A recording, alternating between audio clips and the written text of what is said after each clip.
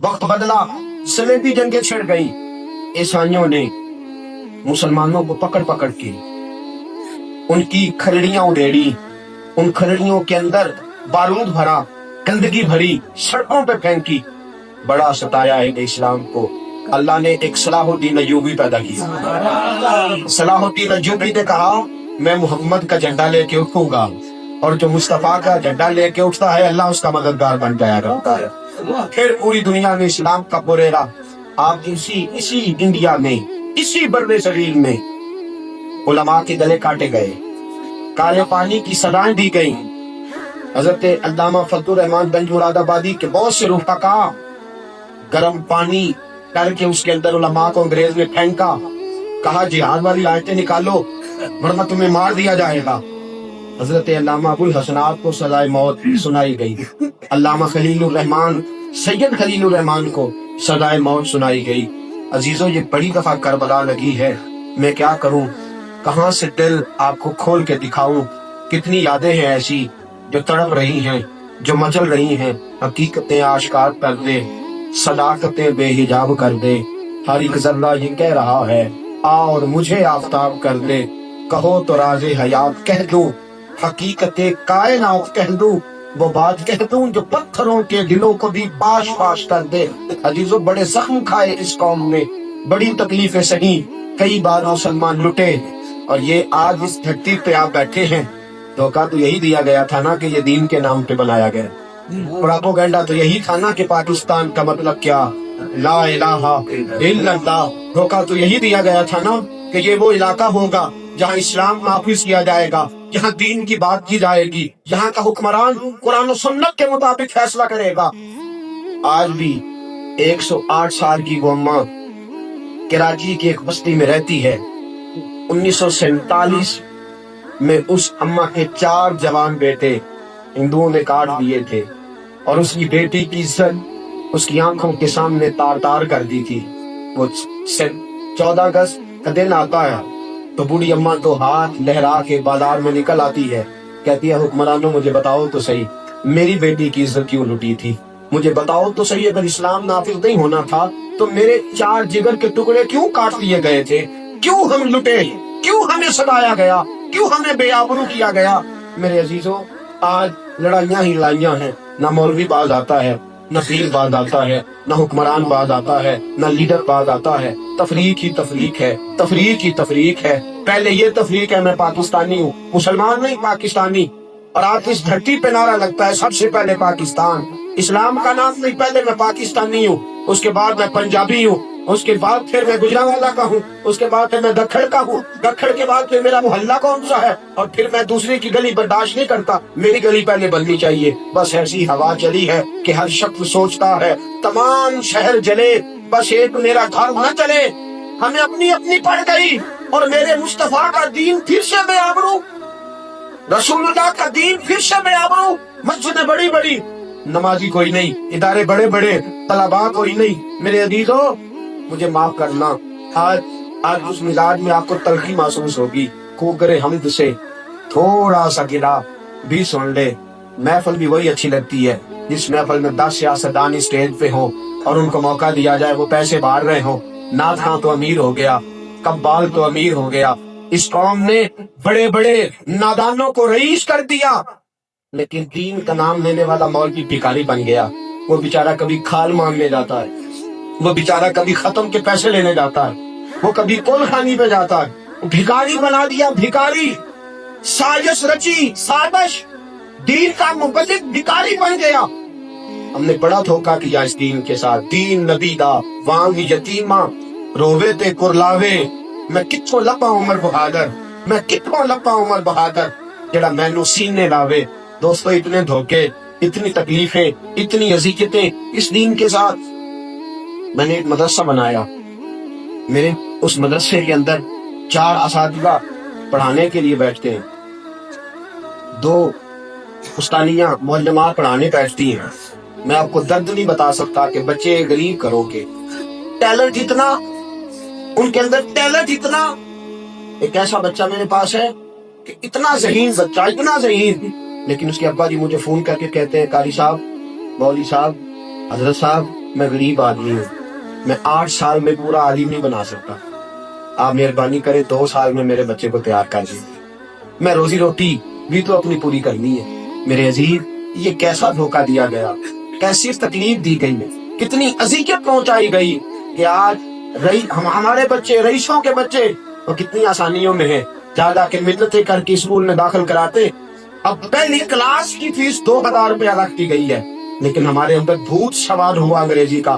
میں سرکاری تعلیم کی مخالفت نہیں کرتا, میں انگریزی تعلیم کی, لیکن میں کہتا ہوں دین کا کیا قصور ہے, دین کی کیا غلطی ہے میرے ساتھیوں پتلا. اور پھر مصیبت بن جاتی ہے. ابھی جانچ پڑتال ہوتی ہے نا کاغذوں کی, تو ہمیں مصیبت بنتی ہے. نمازیں یاد کرتے تھے, دعائیں قنوت یاد کرتے تھے, نماز جنازہ میں اعلان ہوتا ہے آج بھی, جس کو جنازے والی دعا نہیں آتی رفیع جازو پڑھ لے, اس کو جنازے والا درود نہیں آتا درود ابراہیمی پڑھ لے. اتنا دھوکہ دین کے ساتھ, اتنا دھوکہ.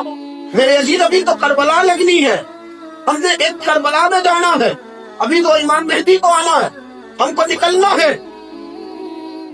غور کرو, تفکر کرو, روزی روٹی کے لیے نہیں آئے ہم, یہ کام تو کافر بھی کر رہا. تیری شان کس لیے زیادہ؟ سن, میرے حبیب پاک نے ڈیوٹیاں لگائی, فرمایا ابو بکر سب سے پہلے تیری ڈیوٹی ہے میرے دین کو تھام کے رکھنا. صدیق اکبر نے سارا گھرانہ اکٹھا کر لیا, کہا اے عائشہ تو تو جائے گی میرے مصطفیٰ کے حرم میں, اور کہا اے اسماء تیری ڈیوٹی ہے میرے مصطفیٰ کی نوکری کرنی. کہا اے میرے بیٹے میں جا رہا ہوں نبی پاک کو لے کے غار ثور میں, سارا دن کافروں کی خبر رکھنا, شام کو مجھے پہنچانا. ابو بکر نے کبھی سوچا بھی نہیں تھا کہ میں کبھی امیر المومنین بنوں گا, انہوں نے کبھی تصور بھی نہیں, اکیلے تنے تنہا پورا خاندان ڈیوٹی پہ لگا کے کہا دین کی امانت ہے ہمارے پاس آئی ہے, ہم نے اس کی حفاظت کرنی ہے, اس کے لیے قربانی دینی ہے. سارا گھرانہ جناب صدیق اکبر نے. سیدہ عائشہ فرماتے ہیں 40,000 دینار کل پونجی تھے. میرے ابا جی حضور کے ساتھ ہجرت کے لیے جانے لگے تو سارے رومال میں باندھ کے لے گئے. میری ماں کہنے لگی ابو بکر بچوں کا کیا بنے گا؟ فرمایا جس مصطفیٰ کے ساتھ میں جا رہا ہوں اس نبی نے فرمایا ہے کہ اللہ پر توکل کرنے والوں کا اللہ وارث بن جایا کرتا ہے. 40 دینار ابو بکر نے ساتھ, باپ نابینا تھے, وہ اعتراض کرتے تھے تو صدیق اکبر نے ٹوئے میں روڑے رکھ کے اوپر کپڑا ڈال دیا. فرمایا ابا جی پوچھے پیسے کدھر ہیں تو ان کا روڑوں پہ ہاتھ رکھوا دینا تاکہ پتا چلے پیسے ادھر ہی ہیں. جوان بیٹی صدیق اکبر کی. غار ثور پہ گئے آپ لوگ؟ کچھ لوگ گئے ہیں نا, بڑے کم لوگ غار ثور پہ جاتے. تقریباً 3 میل کے لگ بھگ سفر یہ کم و بیش ہوگا. میرے عزیزوں 5,413 فٹ اونچی غار ہے, چڑھا نہیں جاتا. میرے ساتھ یہ میرے عزیز موجود تھے, مجھے کھینچ کے لے گئے اور پکڑ پکڑ کے واپس لائے. اس غار ثور میں حضور تشریف فرما ہے. آپ نے کبھی تنہائی کاٹی ہے دین کے لیے؟ میں 3 سال سے بھی ابھی تعلق کی بات نہیں کرتا, 3 راتوں کی بات کرتا. میرے رسول پاک اور اپنے ہی گھر میں حضور بے وطن ہو گئے, اور میرے رسول پاک غار ثور میں حضرت ابو بکر نے جوان بیٹی کی ڈیوٹی لگائی. دوستو جوان بیٹیاں تو دن کے اجالے میں باہر کوئی نہیں نکالتا. صدیق اکبر نے کہا بیٹی رات کو روٹی پکا کے لے کے آنا. حضرت اسماء رات کے اندھیرے میں روٹی باندھ کے اس غار ثور پہ جایا کرتی تھی اور روٹی دے کے آتی تھی. دوسرا دن آیا تو ابو جال آیا, کہنے لگا بتا تیرا باپ کدھر ہے؟ حضرت صدیق اکبر کی جوان صاحبزادی کہا اسماء بول تیرا باپ کدھر ہے؟ تو جناب اسماء کہنے لگی کیا کروں, مسلمان ہوں جھوٹ میں بول نہیں سکتی, ہوں نا مسلمان جھوٹ نکلتا نہیں. حضرت اسماء کہنے لگی مجھے پتا ہے میں تجھے بتاؤں گی نہیں, مجھے پتا ہے پر تجھے بتاؤں گی نہیں, پتا ہے مجھے وہ کہاں ہے پر میں تجھے بتاؤں گی. ایک عورت اور دنیا کا سب سے ظالم آدمی ابو جہل, بتانا پڑے گا تو میں نہیں بتاؤں گا, بتا بھی ہے پر بتاؤں گی. دوستو لوگ اکٹھے ہو گئے, بحث بڑھ گئی. ابو جہل نے تھپڑ مارا حضرت اسماء کے منہ پہ, اور یہ کسی غریب کی بیٹی نہیں, سردار مکہ کی بیٹی ہے, صدیق اکبر کی صاحبزادی ہے. تھپڑ مارا, نیچے پتھر تھا, حضرت اسماء پتھر پہ گری, آپ کا ایک ہونٹ پھٹ گیا. کانوں میں بالی تھی وہ کان میں پھیل گئی, خون بہنے لگا. حضرت اسماء اسی طرح اٹھی, لوگ پکڑ کے ابو جہل کو لے گئے, شرم کر, عورتوں کے منہ لگتا ہے, کھینچ کے لے گئے. جناب اسماء اٹھی, منہ کے اوپر رومال باندھا, روتی ہوئی کھانا پکانا شروع کر دیا. ابو بکر صدیق کی بیٹی تڑپتی ہوئی کھانا پکا کے اور سر جھکا کے راہ میں پہنچی اور کھانا آگے رکھا. ابو بکر صدیق نے پوچھا بیٹا خیر ہے، گھر میں ساری خیر ہے، سب ٹھیک تھے؟ تو حضرت اسماء کے 2 آنسو گرے. بیٹی روئے اور باپ تڑپے نہ، بیٹی پریشان ہو اور باپ کی طبیعت پہ گرا نہ گزرے. حضرت اسماء بیٹی خیر ہے رو پڑی. حضرت صدیق اکبر رضی اللہ تعالیٰ عنہ نے انگلی اٹھائی، ایک روایت انگلی اٹھائی اور منہ پہ رکھی. فرمایا بیٹا یہاں رونا بھی نہیں، یہ مصطفیٰ کا دربار ہے، یہاں رونا بھی نہیں. حضور نے فرمایا کیا ہوا، کیا ہوا اسماء، کیا بات ہے؟ حضور کچھ نہیں. فرمایا بول تو صحیح. کیا رسول اللہ کوئی بات، بولو تو صحیح. حضور کچھ نہیں. کہا اسماء میں پوچھ رہا ہوں. حضرت اسماء نے چہرے سے نقاب ہٹایا تو خون پھر سے بہنے لگا. رسول کریم کی مقدس آنکھیں چھلک پڑی، ہاتھ اٹھ گئے. کہا اے اللہ تو ابو بکر کی خدمتیں دیکھ رہا ہے، اے اللہ تو صدیق اکبر کی قربانیاں دیکھ رہا ہے، اے اللہ دین کی امانت کو کس طرح ادا کر رہا ہے تو دیکھ رہا ہے. اے اللہ گواہ ہو جا میں ابو بکر سے راضی ہوں، تو بھی اس سے راضی رہنا. میں راضی ہوں.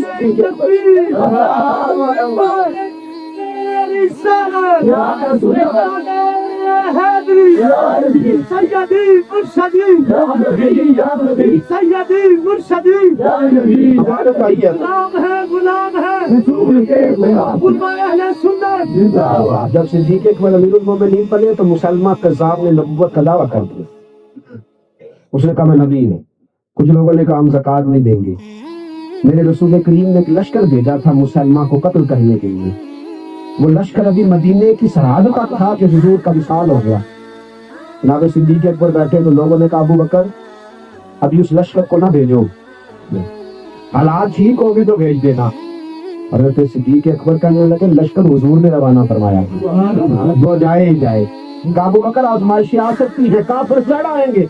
آپ نے فرمایا میں مدینے میں اکیلا رہ گیا اور جنگل کے درندے آ کے میری بوٹیاں نوچ کے لے گئے تو پھر بھی جو جو ڈیوٹیاں حضور لگا کے گئے ہیں ساری پوری کرتا ہوں، ساری ڈیوٹیاں پوری کروں. میرے عزیزو امانت ہے دین کی. سیدنا فاروق اعظم کے پاس آپ بڑا مال آیا، فاروق اعظم کے پاس بڑا سرمایہ مسلمانوں کا، لیکن فاروق اعظم کی طاقت صدرہ پہ باندھی رہے. فاروق اعظم کے پاس بڑا پیسہ آیا، مسلمانوں میں بانٹا، دین پہ لگایا، لیکن سرانہ نہیں اپنا بنایا. مٹی کا سرانہ لے کے آرام کرتے رہے، روڑے پہ سر رکھ کے سوئے.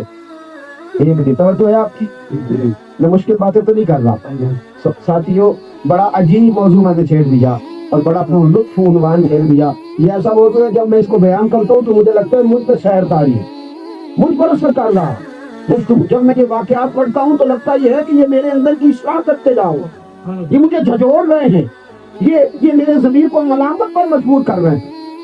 حضرت فاروق اعظم رضی اللہ تعالیٰ عنہ کا زمانہ آیا. ساری زندگی فاروق اعظم نے اپنی طاقت نہیں بدلی، کرتا نہیں. حضرت علی ملنے گئے، دروازے پہ کھڑے، عمر باہر ہی نہیں آ رہے، بار بار پیغام بھیجا، باہر ہی نہیں آتی. آپ نے کہا کہ حضرت عمر کے بیٹے سے بھیج اپنے باپ کو، لاکھوں مربع میل کا بھیج اپنے باپ کو. حضرت عمر کے بیٹے رو پڑے، کہنے لگے مولا علی بات یہ ہے کہ ابا جی کے پاس ایک ہی قمیض ہے اور میری اماں عمر کی بیوی نے قمیض کو دھو کے خشک ہونے کے لیے ڈال دیا ہے. وہ ذرا خشک ہوتی ہے تو ابا جی پہن کے آتے ہیں. میرا حکمران آج عدد اس لیے نہیں قائم کر سکتا کہ اس کی اپنی عیاشی ختم نہیں ہوتی. وہ بھوک کاٹتے تھے، اپنے اوپر نہیں قوم پر خرچ کرتے تھے. عدل، انصاف، محبت ساری زندگی عمر. ایک دن حضرت علی المرتضیٰ سے ملاقات ہوگی، امام حسن اور حسین ساتھ ہیں تو سیدنا فاروق اعظم سے جناب علی کہنے لگے میں کچھ ملکوں کا کچھ صوبوں کا دورہ کر کے آیا ہوں. اے عمر توجہ ہے آپ کی، بڑا قیمتی جوڑا. حضرت علی کہنے لگے میں کچھ صوبوں کا دورہ کر کے آیا ہوں، عمر لوگ تیری بڑی تعریف کرتے ہیں. آپ نے فرمایا علی تو یار ہے، تو کہے گا ہی، اگر حسن اور حسین تعریف کرے تو مانوں گا. یہ میرے مصطفیٰ کے ساجادے ہیں، یہ رسول اللہ کا خاندان ہے، اگر یہ تعریف کرے تو میں مانتا ہوں. امام حسن کہنے لگے امیر المومنین میں کیا تعریف کروں گا جب آپ کی تعریف پوری دنیا کر رہی ہے. آپ نے تمام حق عطا کیا ہے نبی پاک کی جانشینی کا، میں کیا تعریف کروں گا، سارا زمانہ کر رہا ہے. کم حسین آپ کا کیا خیال ہے؟ توجہ ہے آپ کی؟ بڑی مہربانی، تھوڑی دیر بیٹھ جائیں، سارے ساتھی بیٹھ جائیں، خوشبو والے دوست بھی بیٹھ جائیں تھوڑی دیر کے لیے، اللہ سلامتی عطا کرے، آپ کو بہت ساری جزا دے، آپ تشریف لائے۔ عزیزو، نبی کریم صلی اللہ علیہ وآلہ وسلم کے نواسے امام حسین کہنے لگے عمر کمال کی بات یہ ہے کہ میں آپ کی تعریف نہیں کرتا، بلکہ جب آپ مجھے نظر آتے ہیں میں دل سے دعائیں کرتا ہوں، میں آپ کے لیے دعائیں کرتا ہوں، آپ نے کمال کر دی۔ حضرت سیدنا ہم فاروق اعظم فرمانے لگے مجھے لکھ کے دیتے ہو کہ میں اچھا ہوں؟ یہ عجیب بازی ہے، یہ عجیب پیار ہے، مجھے لکھ کے دیتے ہو کہ میں اچھا ہوں؟ امام حسن حسین نے لکھ کے دیا کہ اس وقت ہماری نظر میں اس دھرتی پہ اگر کوئی اچھائی ہے تو فاروق اعظم کے پاس۔ جب جملہ لکھ کے دیا حضرت فاروق اعظم کی آنکھوں میں آنسو آ گئے، سینے سے لگایا، اے اللہ تو گواہ رہنا، میرے مصطفیٰ کے نواسے کہہ رہے ہیں کہ میں اچھا ہوں، اے اللہ تو گواہ رہنا۔ عزیزو، امانت آئی سیدنا عثمان غنی کے پاس۔ عثمان غنی بہت بڑی حکومت کے امیر ہیں، بہت بڑی، 2000 آدمی آ گیا شرط پسند، اس نے آ کر حضرت عثمان غنی کے گھر کا گھیرا، چاروں منہ سے تنگ کر لیا۔ حضرت عثمان غنی سے انہوں نے مطالبات شروع کر دی، شرط پسند لوگ تھے، انہوں نے کہا کہ عثمان آپ خلافت چھوڑ دیں۔ حضرت عثمان غنی نے فرمایا کیسے چھوڑ دوں؟ میرے رسول پاک نے فرمایا تھا عثمان اللہ تجھے ایک قمیص پہنائے گا، لوگ اتارنا چاہیں گے پر کبھی نہ اتاروں، اور میں حضور نے فرمایا تھا نہ چھوڑنا، میں کیسے چھوڑ دوں؟ چاروں طرف سے گھیرا انہوں نے ڈالا ہے مکان کا۔ امام حسین پہ 3 دن پانی بند ہوا ہے، حضرت عثمان غنی پہ 40 دن پانی بند رہا، 40 دن کا کھانا کھایا نہ پانی پیا۔ لوگ کہنے لگے عثمان بھوک پیاس نہیں لگتی؟ فرمایا بھوک لگتی ہے تو خدا کا ذکر کرتا ہوں، پیاس لگتی ہے تو قرآن کی تلاوت کرتا ہوں، اللہ میری بھوک اور پیاس ختم کر دیتا۔ 40 دن کہ میں نے کہا کہ بڑی پرانی ہے کربلا، بڑی پرانی، 40 دن پانی بند رہا۔ حضرت امام حسین کے لیے تو جناب عباس پانی لے کے آئے، حضرت عثمان غنی کے لیے جناب علی پانی کا مشکیزہ لے کے آئے، حضرت علی پانی کا مشکیزہ لے کے آئے، اور جب پہنچے دروازے پہ تو ایک ظالم نے تیر مارا، مشکیزہ پھٹ گیا، پانی بہ گیا۔ حضرت علی مرتضیٰ کہنے لگے مجھے عثمان نے منع کر دیا تم سے لڑنا نہیں، ورنہ تم 2000 ہو، 2000 کے لیے تو علی اکیلا ہی کافی ہے۔ دیواریں ہلتی رہتی ہیں اور در کانپ جاتا ہے، علی کا نام سن کے اب بھی خیبر کانپ جاتا ہے۔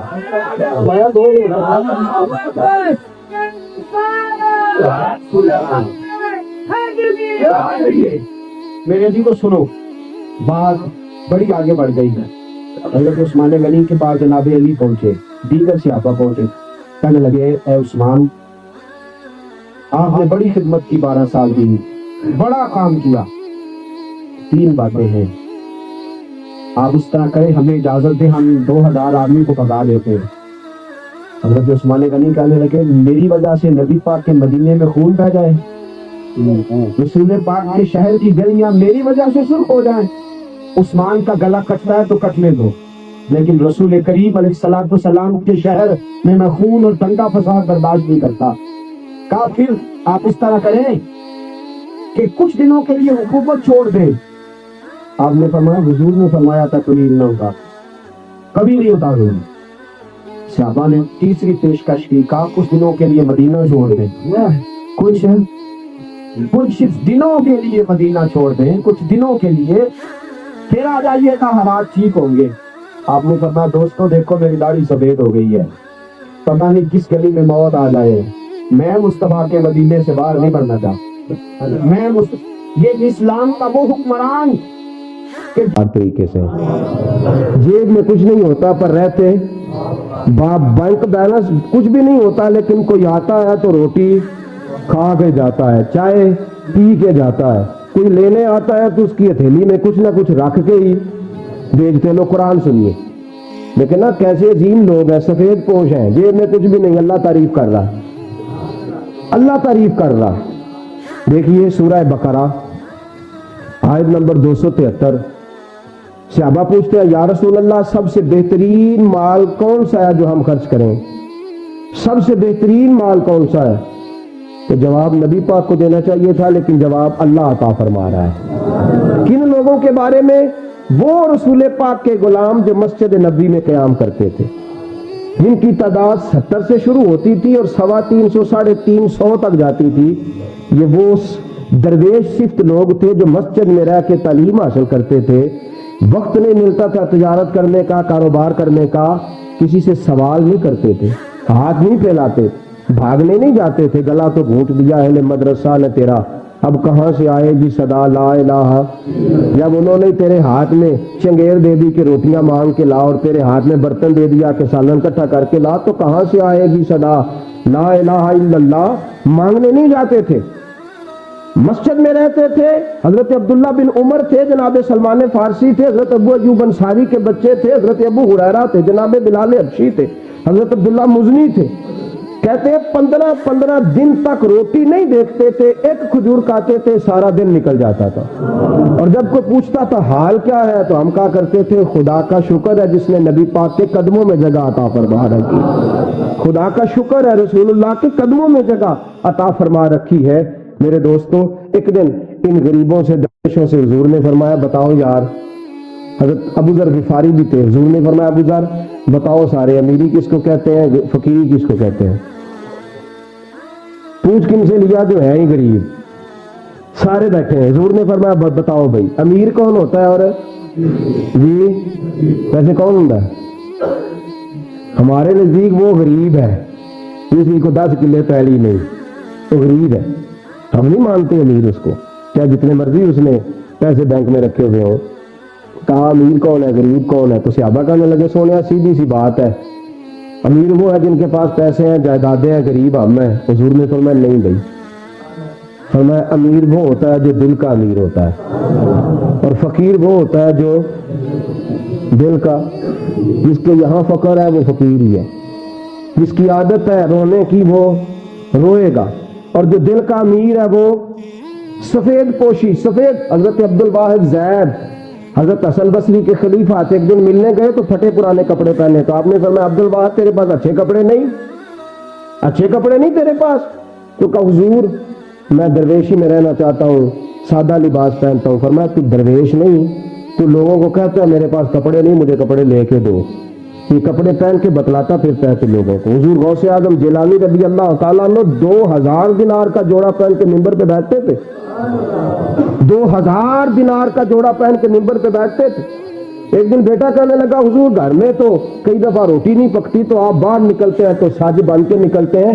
فرمایا دنیا والوں کو بتانا چاہتا ہوں جو محمد کے ٹکڑے کھاتے ہیں اللہ بڑی عزت عطا فرماتا ہے صلی اللہ تعالی علیہ وسلم۔ میں لوگوں کو اپنا فقر کیوں بتاؤں؟ میں جانوں میرا خدا جانے، میں جانوں میرا رسول جانے، میں بن سنور کے نکلتا ہوں۔ قرآن پاک نے ان لوگوں کا ذکر فرمایا۔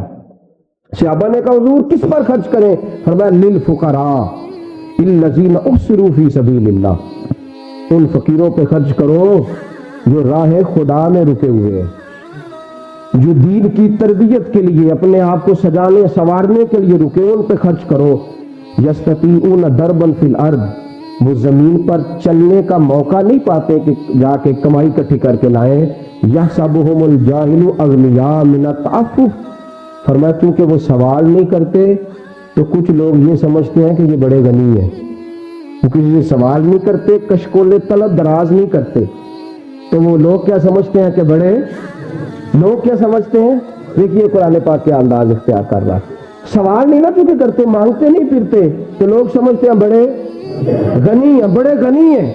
اللہ اکبر، کیا فرمایا تعرفہم بسیماہم، فرمایا تو انہیں ان کی صورتوں سے پہچان لے گا، ان کی شکلیں بتائیں گی یہ بھیک مانگ کے نہیں کھاتے، یہ خودداری کے ساتھ زندگی گزارتے، ان کے چہرے بتلائیں گے۔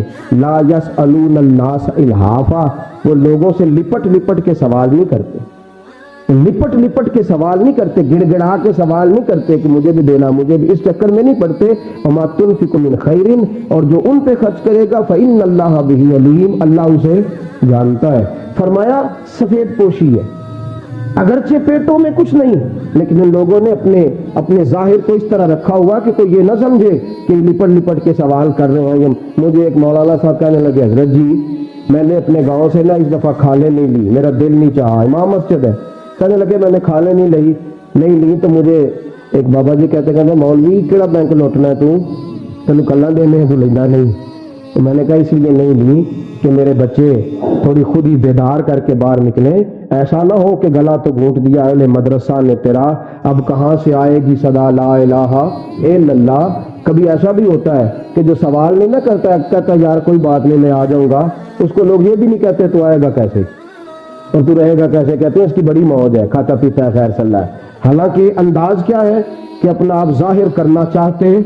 لو سنیے, میرے رسول کریم صلی اللہ تعالی علیہ وسلم نے حضرت ثوبان بن مالک سے فرمایا ثوبان ادھر آ. کیوں بیٹھا ہے؟ کہا یا رسول اللہ اس لیے دور بیٹھ کے چہرہ دیکھ رہا ہوں کہ میں آپ سے پیار بڑا کرتا ہوں. حضور نے فرمایا کھڑا ہو جا. حضرت ثوبان بن مالک کھڑے ہوئے, نبی کریم نے سینے سے لگایا, فرمایا میرے ساتھ ایک وعدہ کر, اگر تو میرے ساتھ وعدہ کرے گا تو میں مدینے کے فرش پہ کھڑا ہو کے تجھے جنت کی بشارت دیتا ہوں, وعدہ کر میرے ساتھ. حضرت ثوبان بن مالک غریب آدمی, پھٹا پرانا لباس, غریب ہے. کہا یا رسول اللہ حکم. فرمایا تو مجھے ضمانت دے کہ کبھی کسی کے آگے ہاتھ نہیں پھیلائے گا, ضمانت دے, خوددار رہے گا, باعزت رہے گا, باوقار رہے گا, وعدہ دے. کہا یا رسول اللہ وعدہ کرتا ہوں. فرمایا جا پھر میرا بھی وعدہ ہے, تجھ سے کوئی سوال جواب نہیں پوچھا جائے گا, قیامت میں تو آئے گا تو تیرے لیے جنت کے سارے دروازے کھول دیے جائیں. خودداری کے ساتھ وقت گزار, عزت نفس کے ساتھ وقت گزار, اپنے آپ کو باوقار رکھ کے وقت گزار.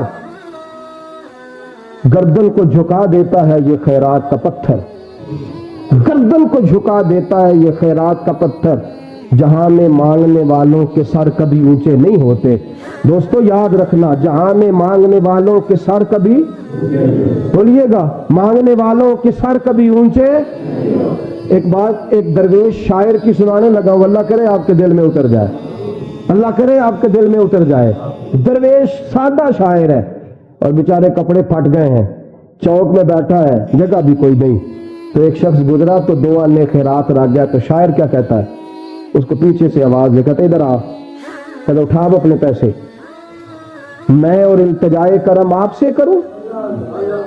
خودداری دیکھو, عزت نفس دیکھو. اقبال کا کہتا ہے, کہتا اپنے من میں ڈوب کر ہی پا جا سراغ زندگی, تو اگر میرا نہیں بنتا نہ بن, اپنا تو بن, دے نہیں سکتا تو اپنے لیے تو قابل ہو جا. کہتا ہے اٹھا اپنے پیسے اور نکل جا, میں اور التجائے کرم آپ سے کروں.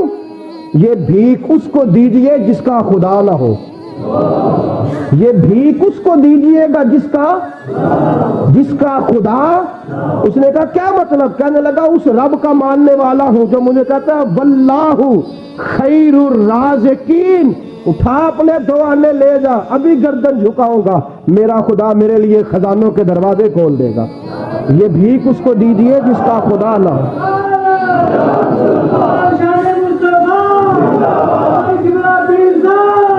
یہ بھیک اس کو دیجئے جس کا خدا نہ ہو, میرا تو ہے. مرزا غالب تھے نا, ان کا ایک دوست کہنے لگا مرزا صاحب سے, کہنے لگا میں لکھنؤ جا رہا ہوں, میرا دلی میں کام نہیں چلتا. حالانکہ رزق حلال کمانے کے لیے پردیس جانا بالکل جائز ہے, بالکل جائز ہے. رسول پاک بھی ملک شام گئے تجارت کرنے, منع نہیں, لیکن اس نے جو بات کہی وہ قابل غور ہے. کہنے لگا میں پیسے کمانے کے لیے لکھنؤ جا رہا ہوں, میرا دلی میں کام نہیں چلتا. تو مرزا صاحب کہنے لگے اچھا لکھنؤ کے خدا کو میرا سلام کہنا, لکھنؤ کے خدا کو میرا, بولیے گا, سلام کہنا. کا کیا مطلب, لکھنؤ میں کوئی خدا اور ہے؟ کہنے لگے تو نے کہا نا دلی میں کام نہیں چلتا, تو ہو سکتا ہے لکھنؤ کا خدا اور ہو. اگر چلتا, اگر اللہ نے رزق دینا تو وہ دلی میں بھی دے گا. اپنی مٹی پہ چلنے کا سلیقہ سیکھو, کسی کے سنگ مرمر پہ چلو گے تو پھسل جاؤ گے. اپنی مٹی پہ چلنے کا سلیقہ سیکھو. کہا میں اور التجائے کرم آپ سے کروں, یہ بھیک اس کو دیجئے جس کا خدا نہ ہو.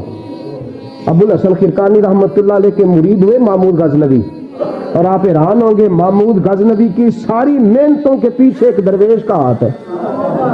آج درویش رسوا اس لیے ہیں کہ امیروں کے پیچھے بھاگتے ہیں, اس لیے رسوا ہے. جیبیں ٹٹولتے ہیں, جو اپنی جیب سے دینے کا عادی ہو جاتا ہے وہ محبتیں بانٹنے والا ہو جاتا ہے, اسے اللہ پھر بانٹنے کی. ہمارے عرصہ فرمایا کرتے ہیں جس کنویں سے پانی نکل آئے نا, اس سے نیچے تازہ بھی آ جاتا ہے. لکھا ہے اپنے فتاوا میں کہتے ہیں جس کنویں سے پانی نکل آئے نیچے سے تازہ تو جو اوپر سے نہ نکلے سارے کا سارا باسی کا باسی، تو اوپر سے پانی نکال، اللہ تجھے تازہ عطا